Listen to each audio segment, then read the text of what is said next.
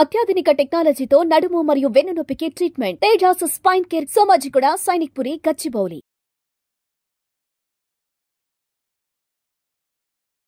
మీ favourite cricketer ఎవరు? చిన్నప్పటి నుంచి ఎక్కువ ఫాలో అయ్యేదంటే సురేష్ రైనా. సో చిన్నప్పటి నుంచి రైనా అంటే చాలా ఇష్టం. సురేష్ రైనా భాయ్ అంటే చాలా ఇష్టం. అతను left hand batsmen, off spinner. So నేను కూడా left hand batsmen, off spinner. So ఎక్కువ అతన్ని ఫాలో చేశాను. చిన్నప్పటి నుంచి రైనా భాయ్ అంటే చాలా ఇష్టం. తిలక్ వర్మ, మీలో మీకు నచ్చే క్వాలిటీ ఏంటంటే ఏది స్పెషల్ అంటారు మీరు? నాకు అంటే నేను ఏది అయినా ఇప్పుడు సపోజ్ అది ప్రాక్టీస్ మ్యాచ్ కానీ, ఇప్పుడు ఐపీఎల్ మ్యాచ్ కానీ, సో రంజీ ట్రోఫీ మ్యాచ్ కానీ, ఏదైనా మ్యాచ్ కానీ ఇప్పుడు చూసినా మ్యాచ్ గెలిపేయాలి అంటే ఏ సిచ్యువేషన్ ఉన్నా మ్యాచ్ ఇక్కడ నుంచి ఎలా గెలిపిస్తాం టీమ్ కి. ఆ రోజు బ్యాటింగ్ సరిగ్గా అవ్వలేదు అంటే బౌలింగ్ లో ఎలా గెలిపేయచ్చు, ఫీల్డింగ్ లో ఒక రన్అట్ మంచి క్యాచ్ తీసుకుని ఎట్లా టీమ్ ని గెలిపేయచ్చు. ఏ సిచ్యువేషన్ ఉన్నా టీమ్ ని గెలిపేయాలనే దానికి అర్థం. సో అది ఏ మ్యాచ్ అయినా సరే కానీ టీమ్ ని గెలిపించాలనే దాంతో అర్థం. సో అది అంటే ఎక్కువ ఇష్టం. ఎస్, మేబీ ఆ స్పిరిట్ అండ్ ఆ గేమ్ ముంబై ఇండియన్స్ మిమ్మల్ని అన్ని కోట్లకు వేలంలో దక్కించుకుందంటారా? అదే రీజనా? నేనైతే అదే అనుకుంటున్నాను. సో అది one of the best reason. అది ఉంది అంటే మనకి అంత ప్రెషర్ కూడా ఉండదు. సో ఇప్పుడు మన టీమ్ ని ఎట్లా గెలిపిస్తాం అనే సిచ్యువేషన్ ఉంటే ఆల్వేస్ టీమ్స్ కమ్ ఫస్ట్ అనే మైండ్ సెట్ లో మనం ఉంటాం. సో టీమ్ మనకి ఫస్ట్ ఉంటే మనకి ఏ సిచ్యువేషన్ కానీ ఎక్కువ ప్రెషర్ అనిపించదు. సో అది ఆటోమేటిక్ అట్లా మనం చేస్తూ వెళ్తుంటే we can reach more heights. Yes, ఖచ్చితంగా మేము ఎక్స్పెక్ట్ చేస్తున్నాము అద్భుతమైన పర్ఫార్మెన్స్ ఇవ్వాలి మీరు అని చెప్పి. సో మీకు డ్రీమ్ ఏమైనా ఉండేదా చిన్నప్పటి నుంచి? ఎస్, క్రికెట్ అనేది ఇష్టమే, అర్థమవుతోంది, బట్ ఇంకేమైనా డ్రీమ్ ఉండేదా? చిన్నప్పటి నుంచి క్రికెట్ అంటే చాలా ఇష్టము. సో చిన్నప్పుడు బ్యాడ్మింటన్, అథ్లెట్, రన్నింగ్ కూడా అంత అథ్లెట్ లో చాలా బాగుండే. సో నాకు చిన్నప్పటి నుంచి ఏంటంటే క్రికెట్ అనేది చాలా ఇష్టం.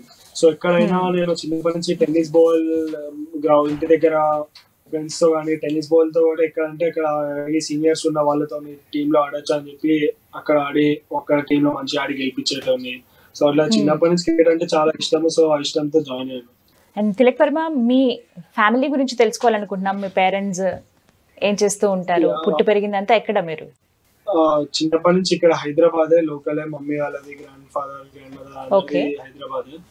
సో డాడీ చిన్నప్పటి నుంచి మేము ఉండేది పెద్ద బిగ్ ఫ్యామిలీ కాదు, జస్ట్ చిన్న ఫ్యామిలీ నుంచి వచ్చిన వాళ్ళం. సో ఫైనాన్షియల్ గా స్టార్టింగ్ లో నేను క్రికెట్ లో ఇంత అండర్ 19 వరల్డ్ కప్ ఆడకూడదు అని అంతా, కానీ స్టార్టింగ్ లో స్టార్ట్ చేసినప్పుడు ఫైనాన్షియల్ గా కొద్దిగా ప్రాబ్లం ఉండేది. సో అట్లాంటి టైంలో నాకు ఒక బ్యాట్ తీసుకున్నాను. ఆ బ్యాట్ కూడా తొందరగా ఇరిగిపోయింది. సో మళ్ళీ ఇంకో బ్యాట్ కొనాలంటే ఎఫర్ట్ చేయలేను. సో ఫైనాన్షియల్ గా ప్రాబ్లం ఉండేది. సో అలాంటి టైంలో నాకు కోచ్ బాగా హెల్ప్ చేశారు. మా కోచ్ సలాం భాయ్ సార్ ఒక బ్యాట్ ఇచ్చేటోళ్ళు. ఆ బ్యాట్ ఇచ్చి దాన్నే థ్రెడ్డింగ్ చేసుకుని, దాన్నే టేప్ వేసుకుని, అలానే అండర్ 14 కి హైదరాబాద్ ఎక్స్పీరియన్స్ చేశారు. దాంతోనే ఆడి. సో దాని తర్వాత కూడా మళ్ళీ నాకు కొనాలి అంటే నా బ్యాట్ కి ఎఫర్ట్ చేసేంత ఫైనాన్షియల్ గా ప్రాబ్లం ఉండేది. సో అకాడమీ ఫీజే మేము డాడీ చేస్తూ అదే కట్టేటోళ్ళము. మళ్ళీ దాంతో పాటు క్రికెట్ ప్రొడక్ట్స్ తీసుకోవాలి, టోర్నమెంట్స్ కి చేయాలి, అది అంటే కష్టం అయ్యేది. సో అట్లా అండర్ 14 కి హైదరాబాద్ రిప్రజెంట్ చేసి హైయెస్ట్ రన్ గేటర్ వచ్చాను అక్కడ. అది రావని మళ్ళీ అండర్ 16కి వెళ్ళి అండర్ 16 లో అదే బ్యాట్ తో మళ్ళీ దాన్ని టేప్ చేసుకుని, దాన్ని థ్రెడింగ్ చేసుకుంటూ ఆడి. సో అండర్ 16 లో హైయెస్ట్ రన్ గేటర్ వచ్చిన తర్వాత నాకు స్పాన్సర్షిప్, కాంట్రాక్ట్స్ అనేవి అన్నీ వచ్చింది. సో అక్కడి నుంచి కొద్దిగా బెటర్ అయింది. తిలక్ వర్మ, ఎప్పుడన్నా ఫైనాన్షియల్ క్రైసిస్ మీరు ఎదుర్కొన్నారా ఫ్యామిలీ పరంగా ఉన్నప్పుడు? ఇంకా క్రికెట్ అనేది అప్పుడప్పుడే స్టార్ట్ చేస్తూ ఉన్నప్పుడు అలాంటి రోజులు ఉన్నాయా? అవును, అట్లా స్టార్టింగ్ లో అనేది చాలా కష్టంగా ఉండేది. సో డాడీ పొద్దున్న నుంచి సాయంత్రం వరకు అదే వర్క్ చేస్తా, అన్నయ్యకి చదివిస్తా, మళ్ళీ నాకు చదువు ప్లస్ ఇంకా క్రికెట్ రెండు అంటే కొద్దిగా కష్టం. సో అట్లాంటి టైంలో టఫ్ పీరియడ్ ఉంది చాలా. సో అట్లాంటి టైంలో ఇందాక చెప్పినట్టు కోచ్ హెల్ప్ చేశారు. వేరే వాళ్ళ దగ్గర నుంచి ప్యాడ్స్ కానీ, గ్లౌస్ కానీ అలా తీసుకుని ఇచ్చి నాకు వాటితో ఆడి. సో స్టార్టింగ్ లో కష్టంగా ఉండేది. సో అట్లాంటి టైంలో సపోర్ట్ చేస్తారు. సో నేను ఆ పీరియడ్ ఎంజాయ్ చేస్తా, కష్టపడతా ఆడా. సో ఇప్పుడు కూడా అంతే. ఇప్పుడు ఏమన్నా ఫెయిల్యూర్స్ కానీ, ఏమన్నా బ్యాడ్ టైం నడుస్తున్నా కూడా అట్లాంటి ముందు అయినా హార్డ్ వర్క్ మమ్మీ డాడీ చేసిన హార్డ్ వర్క్, కోచ్ చేసిన హార్డ్ వర్క్, నేను డైలీ చేసిన హార్డ్ వర్క్ అది చేసుకుని ఇంకా మోటివేట్ అయ్యి సో దాన్ని ఇంకా కంబ్యాక్ చేస్తాను. ఎస్, తిలక్ గారు, అంటే ఎప్పుడైనా అనిపించిందా ఎందుకు ఇంత కష్టపెట్టడం, నేనే వెనకడుగు వేస్తే బాగుంటుంది, వేరే ఏదన్నా చూద్దాంలే, ఎందుకు క్రికెట్ ఇంత కష్టపడి వాటి కోసమనే నాన్న ఓవర్ టైం చేయటం, ఇవన్నీ ఎందుకని అనిపించిందా ఏదైనా ఒక పాయింట్ లో? ఇంట్లో వాళ్ళైతే ఎప్పుడు స్పోర్ట్స్ కి సపోర్ట్ ఉండే, ఎప్పుడైతే ఏం చెప్పేవాళ్ళు కదా, ఇంట్లో ఏమైనా ప్రాబ్లం ఉన్నా కూడా ఏం చెప్పేటోళ్ళు కాదు. సో నాకు కూడా ఏంటంటే క్రికెట్ అనేది చిన్నప్పటి నుంచి ఇష్టము. సో ఆ ఇష్టంతో నేను ఎక్కువ ఆడుతూ ఉండేటోని, ఎంతైనా ఏదన్నా ఫేస్ చేసేటోని, నాకు ఏదన్నా క్రికెట్ నుంచి ఏం లేదు. సో అట్లా ఆ ఫీలింగ్ తో నేను ఏదున్నా అని ఇప్పుడు పొద్దున్న నుంచి సాయంత్రం వరకు అందుకే నేను కోచింగ్ లో ఉండేటోని. ఆ ఇష్టంతోనే నేను కష్టపడి నేను అసలు నెక్స్ట్ థింగ్ ఏది ఆలోచించలేదు. సో ఇప్పటి నుంచి నాకు ఏది ఉన్నా ముందు అయినా వెనకాలనే క్రికెట్. సో అలా దాంతో నేను అట్లనే ఆడేటోని. ప్లస్ ఇంట్లో వాళ్ళ సపోర్ట్ కూడా ఎప్పుడు ఏమైనా కూడా ఇంట్లో నుంచి ఎప్పుడు బాగా సపోర్ట్ ఉండేది, కోచ్ నుంచి బాగా సపోర్ట్ ఉండేది.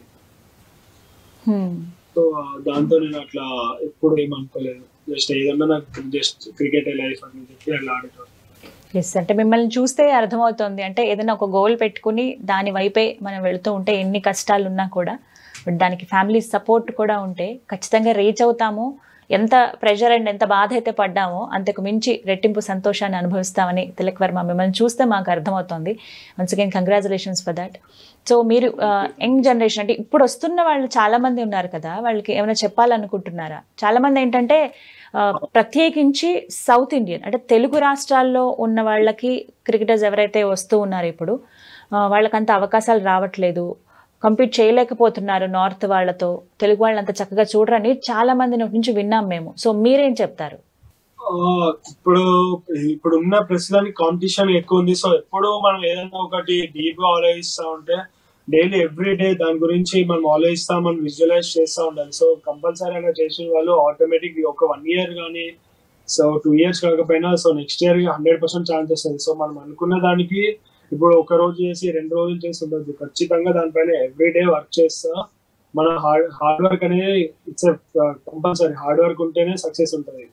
సో హార్డ్ వర్క్ తో పాటు నేను ఒకటి చేస్తాను, సీనియర్స్ కి కానీ సీనియర్స్ కోచెస్ ఎవరు కానీ రెస్పెక్ట్ ఇవ్వాలి. రెస్పెక్ట్ అనే ఉండి హార్డ్ వర్క్ అని ఉంటే సక్సెస్ ఎప్పుడైనా వస్తుంది.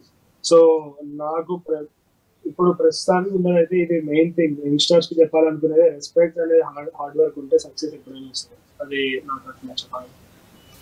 ఎస్, అండ్ మీ జర్నీలో మీరు ఇక్కడి వరకు రావడానికి ఒక వేలో మీరు వెళ్ళటానికి మీకు తోడ్పడింది ఎవరెవరు? అమ్మ నాన్న ఖచ్చితంగా వాళ్ళ పేర్లు చెప్తారు, పేరెంట్స్ అనే వాళ్ళు మీకు ఎప్పుడు ముందే ఉంటారు, బట్ ఇంకా మీకు హెల్ప్ఫుల్ గా ఉన్నది ఎవరు?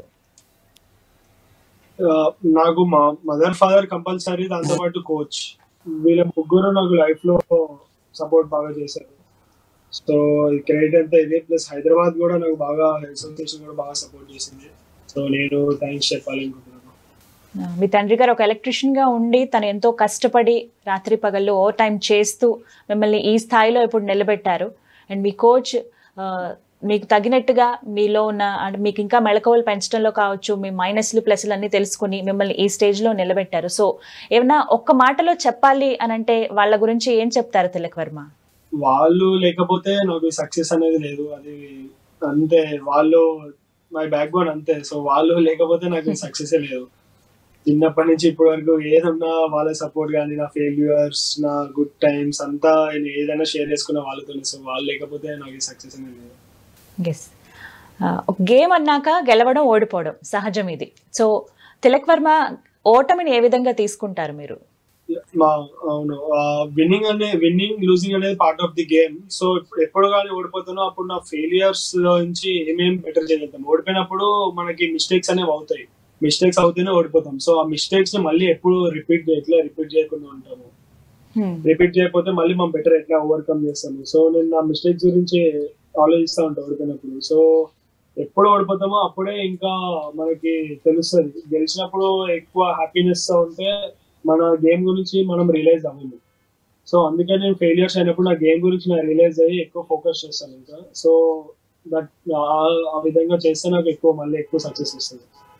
ఎస్, ఐపీఎల్ మ్యాచ్ ని మీరు ఇన్ని రోజుల పాటు ఒక క్రికెట్ లవర్ గా అలాగే మిగతా అన్ని టీమ్స్ ని అంటే జస్ట్ ఒక వ్యూయర్ గా చూస్తున్నారు, బట్ ఇప్పుడు ఒక ప్లేయర్ మీకు టఫ్ కాంపిటేటర్ ఏ టీం అంటారు? ఆఫ్ కోర్స్ ముంబై ఇండియన్స్ ఉంటే ఆపోజిట్ చెన్నై. చెన్నైయా? ఓకే, ఎందుకని? చెన్నై అనేది వాళ్ళు ఇప్పుడు ముంబై ఇండియన్స్ అనేది 5 times champions. So Chennai 4 times champion. So they are of course tough competition. మళ్ళీ చెన్నై సూపర్ కింగ్స్ లో one of the legend of the world cricket Dhoni. So Dhoni, Jadeja, so అట్లాంటి చాలా మంచి ప్లేయర్స్ ఉన్నారు. చెన్నై అనేది చాలా tough competition. So tough competitor అంటే చెన్నై మీకు. సో మరి ఈసారి కప్ గెలుచుకుంటుందా ముంబై ఇండియన్స్? యా ఖచ్చితంగా. అందులో తిలక్ వర్మ పాత్ర ఖచ్చితంగా ఉంటుందంట. మేము కూడా ఎక్స్పెక్ట్ చేస్తున్నాం Tilak Varma. First of all మాకు మా తెలుగు అబ్బాయి ఆడుతున్నందుకు చాలా చాలా సంతోషంగా ఉంది. మేము ఇంకా టీవీలకి అతుక్కుపోతాము. ఐపీఎల్ ఫీవర్ అందరికీ ఉంటుంది, చిన్న పెద్ద అనే తేడా ఉండదు. బట్ ఇప్పుడు మాకు ఇంకా రెట్టింపు సంతోషం, ఆనందం ఇస్తుంది మీరు ప్రత్యేకించి ఆడడం అనేది. అఫ్కోర్స్ అది ఏ టీం అయినా కానీ మా రాష్ట్రానికి సంబంధించిన అబ్బాయి, తెలుగు అబ్బాయి ఆడుతున్నాడంటే మాకు ఇంకా సంతోషంగా ఉంది. Congratulations for that. Yes, Tilak Varma ఏమైనా చెప్పాలనుకుంటున్నారా చివరిగా? That's it. మీ సపోర్ట్ ఉంటే ఎప్పుడు బాగుంటా ఉంటుంది. So I thank you for everything. And main గా Hyderabad cricket association thank you చెప్తున్నాను. ఎస్, చాలా సంతోషంగా ఉంది. మీ మదర్ అండ్ ఫాదర్తో కూడా మాట్లాడే ప్రయత్నం చేస్తాం మేము. బట్ మీరు మీకున్న టైంలో, మీకున్న చాలా బిజీ షెడ్యూల్లో మా కోసం అంటూ కొంత టైం ఇచ్చారు, మాట్లాడారు. Thank you so much Tilak Varma. All the best. We are waiting. Thank you అండి. బాయ్. నమస్తే.